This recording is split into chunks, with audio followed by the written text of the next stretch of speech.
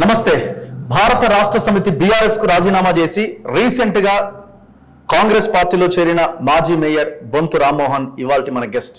ప్రస్తుతం నా ముందున్నారు, ఆయన నివాసంలో మనం ఉన్నాం. నమస్తే రామ్మోహన్ గారు. సో అధికారం 10 సంవత్సరాలు అనుభవించారు కదా, మళ్ళీ అధికారం కోసమైనా కాంగ్రెస్ పార్టీలోకి వచ్చింది? అంటే తెలంగాణ రాష్ట్ర సమితి మరి నాటి బీఆర్ఎస్ పార్టీలో అధికారం అనేది మనకు ఉద్యోగం చేస్తున్న సమయంలో అవతల పార్టీలో 14 సంవత్సరాలు చూసాం. అధికారం అనేది పరమావధి కాదు. అధికారాన్ని 10 సంవత్సరాల మరి అధికారంలో కూడా దాదాపు ఒక 5 సంవత్సరాలు హైదరాబాద్ మేయర్గా పనిచేయడం జరిగింది. ఆ మేయర్గా పనిచేసిన 5 సంవత్సరాలు కూడా ఒక 5 రోజుల్లాగా అయిపోయినాయి. అది కూడా ఒక ఉద్యమం లాగానే పనిచేసింది. ఓకే, అంటే ప్రతినిత్యం ఇన్ఫ్రాస్ట్రక్చర్ సంబంధించి కానీ రోడ్ల మీద కానీ ఎక్కడ చూసినా అంటే ఏదో ఒక పదవి వచ్చింది ఆరాంసే కూర్చుందా, లేకపోతే టూర్లు పోదాం, ఇంకా ఏదైనా ఇట్లా సమావేశాలు ఇట్లా కాకుండా అటు పార్టీ కార్యక్రమాలు కానీ ఇటు హైదరాబాద్ డెవలప్మెంట్ కానీ అది కూడా ఒక ఉద్యమం లాగానే గడిచింది తప్పితే ఏదో అధికారం బాగా అనుభవించి 10 సంవత్సరాలు అంత సందర్భం అంత వెసులుబాటు ఏం దొరకలేదు.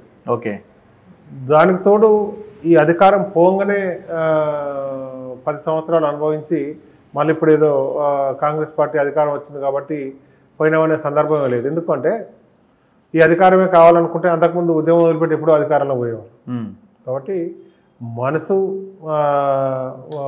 బాలేక, ఇవాళ మానవ సంబంధాలు బాలేక, అయ్యో అనే వాళ్ళే బాలేక, లేదు అంటే మనకు ఏం జరిగిందనే ఎవరికొరకు సంబంధాలు కరువైపోయింది. దాంట్లో 24 సంవత్సరాలు చేసినాం కాబట్టి ఈ బరువు వాళ్ళు మోయలేకపోతారు, మనం చెప్పేది వాళ్ళకి వినబడతలేదేమో అనే దాంట్లో ఆ రకమైన ఒక బాధ హృదయంతో మనం పక్కకు జరగడం తప్పితే ఇవాళ అధికారం కొరకు కాదు, అధికారం పోయిందని కూడా కాదు. సో మీకు ఒకవేళ ఉప్పల్ టికెట్ ఇచ్చుంటే, ఇప్పుడు ఆ లక్ష్మారెడ్డి ప్లేస్లో మీకు కనుక టికెట్ ఇచ్చి మీరు గెలుచుంటే అక్కడే ఉండేవాళ్ళు, డౌట్ లేదు. సో ఆ టికెట్ ఇచ్చే క్రమంలో మిమ్మల్ని పరిగణలోకి తీసుకున్నా ఇంక ఈ గొడవే ఉండేది కదా, మీరు పార్టీ మారాలి, లేదు మిమ్మల్ని దగ్గర చూస్తున్నారు, దూరం పెడుతున్నారు, ఈ క్వశ్చన్కి ఆస్కారమే లేదు కదా.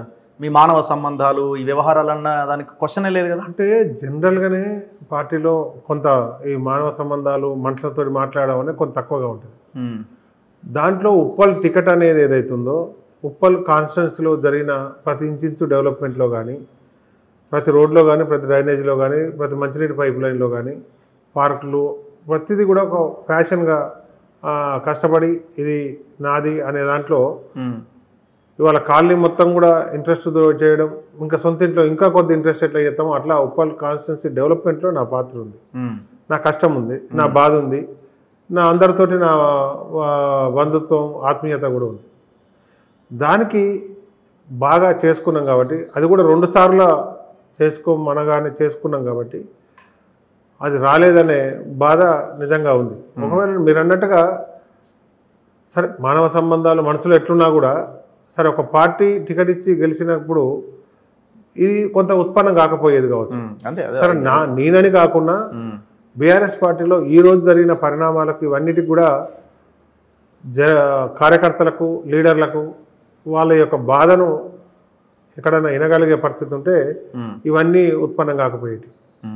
సో 10 ఇయర్స్లో మీరు అధికార పార్టీలో ఉన్నారు, బీఆర్ఎస్లో ఉన్నారు, ఇప్పుడు కాంగ్రెస్లో వచ్చారు. ప్రధానమైన రీజన్ ఏంటి, ఎందుకు పార్టీ చేంజ్ కావాల్సి వచ్చింది అంటే ఏం చెప్తారు? బలమైన కారణం అన్నప్పుడు టికెట్ చాలాసార్లు టికెట్ అన్న కారణం బలమైన కారణం కాదు. టికెట్ అన్న కారణం బలమైన కారణం కాదు. టికెట్ అడుగుతాం మనం, పొలిటికల్ ఆస్పిరేషన్స్ ఉంటాయి జనరల్గా, రాజకీయ లేకపోతేనే లీడర్ ప్రజాసేవ ఉంటుంది, దాంతోపాటు పొలిటికల్గా ఏదో ఒకటి కావాలనేది రాజకీయ పార్టీలో ఉంటుంది. అది లేదు అంటే అబద్ధం చెప్తున్నాం, అంతే. కాబట్టి అది లేదు అని అనలేము. కానీ ఒక మనిషికి ఒక పార్టీలో అవకాశం రాకపోతే ఓపిక బట్టి ఉండాలంటారు జనరల్గా. 5 ఇయర్స్ ఓపిక పట్టవచ్చు, 10 ఇయర్స్ పట్టవచ్చు, 15 ఇయర్స్ పట్టవచ్చు. ఆల్మోస్ట్ 24 ఇయర్స్ అయింది. 24 ఇయర్స్లో నాకు ఇంట్రెస్ట్ ఉంటే నేను పోటీ చేయాలనుకున్నది ఎవరైనా ప్రత్యక్ష రాజకీయాల్లో ఎమ్మెల్యేనో ఎంపీనో ఏదో ఉంటుంది. కాదు ఒకసారి మేయర్గా పనిచేయమంటే సార్ దాంట్లో బాధ్యత అధికారాలు ఏమున్నా లేకున్నా కూడా, దాంట్లో ఏం లేకున్నా మరి వాళ్ళ దానికి ఆ వర్క్ ఒక కొత్త స్టైల్ ఆఫ్ వర్క్ ఇవాళ చేసి దానికి ఎక్కడ సంతకం పెట్టే పవర్ లేకున్నా, ఎక్కడ శాసించే పవర్ లేకున్నా, ఇలా మంత్రాల బలం లేకున్నా తుప్పిళ్ళ బలంతో అయినా మనకున్న ఎక్స్పీరియన్స్ కానీ హైదరాబాద్ నగరం మీద ఉన్న మక్కువ కానీ దాని మీద ఉన్న నాలెడ్జ్ తోటి హైదరాబాద్ నగర డెవలప్మెంట్లో జిహెచ్ఎంసీ పరిధిలో మొత్తం కూడా అధికారులు కానీ కార్పొరేటర్లు కానీ ఎమ్మెల్యేలు కానీ మంత్రులు కానీ దాని అందరినీ కూడా ఎక్కడ ఇబ్బంది పడకుండా ఒక మచ్చ లేకుండా అడ్మినిస్ట్రేషన్ చేసుకున్న సందర్భం. కాబట్టి టికెటు అనేది కాదు. ఇవాళ నేను పనిచేసింది, నేను అడిగింది ఒకటి కాలేదు, ఒకసారి కాదన్నారు ఓపిక పెట్టినాం, 2 సార్లు కాదన్నారు, 3 సార్లు కాదన్నా ఓపిక పెట్టినాం.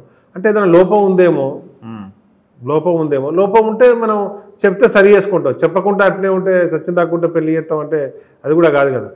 ఆ తర్వాత మొన్న మధ్యన పార్లమెంట్ ఎలక్షన్కి సంబంధించి వ్యవహారం నడుస్తున్నప్పుడు మళ్ళీ కూడా ఏదో కొంత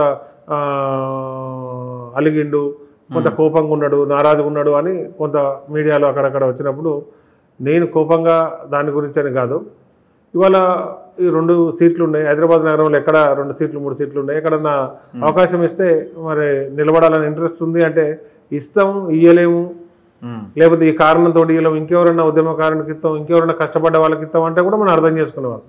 అసలు మాటలే కరువై ప్రేమే కరువై మనిషే బరువైనప్పుడు అప్పుడు మాత్రమే నిర్ణయం తీసుకోవాల్సి వచ్చింది. ఎందుకంటే ఒక నమ్మకంతో ఇలా సీఎం రేవంత్ రెడ్డి గారి పోయి కలిసి వచ్చినాక ఒక 1 వీక్ 10 డేస్ గ్యాప్ కూడా ఉండే. అయ్యో మరి ఏంటిది ఏమైంది అని అడిగే నాదుడు కూడా అంటే నా ఒక్కంది కాదు, ఇలా టీఆర్ఎస్ పార్టీలో అది కరువైంది కాబట్టి ఇవాళ ఈ పరిస్థితి వచ్చింది. కాబట్టి దాన్ని ఇప్పటికైనా వాళ్ళు సరి చేసుకుంటారా చేసుకోరా వాళ్ళ ఇష్టం. కానీ ఇవాళ మనకు మారడానికి పదవులు కాదు, సీట్లు కాదు. సీట్లు చాలాసార్లు అడిగినా రాలేదు, రాకుండా అర్థం చేసుకొని పార్టీ గెలుపు కొరకే పనిచేసినాం.